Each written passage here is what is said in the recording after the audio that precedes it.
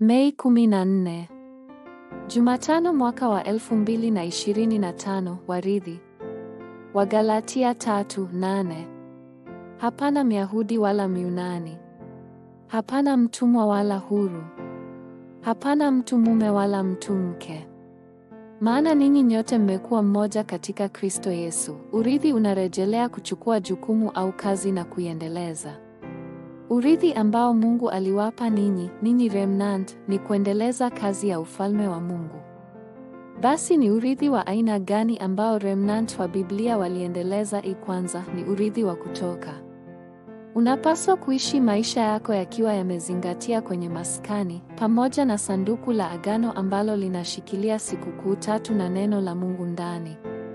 Pili ni urithi wa kutoka Babeli. Kama hekalu la kwanza lilivyoharibiwa, wanafunzi walichukuliwa kama mateka. Wakati huo, Mungu alitoa agano la kujenga upya hekalu.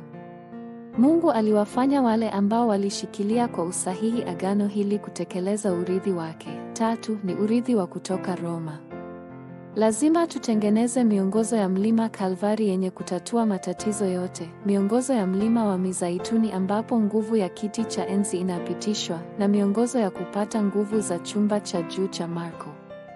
Lazima utengeneze miongozo ya kutafuta meuko wa maisha yako na miongozo ya kupokea mwongozo kamili wa Roho Mtakatifu. Lazima uone miongozo ya Roma unapoinua miongozo ya nguvu za chumba cha juu cha Marko kuja kwenye shamba lako. Ni lazima upokee kazi za ufalme wa Mungu kama urithi wako.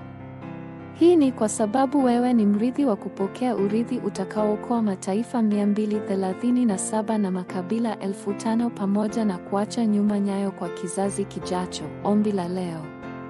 Mungu Baba, naomba niwe remnant ambaye anachukua kazi za ufalme wako hadi mwisho. Katika jina la Yesu Kristo ninaomba. Amen.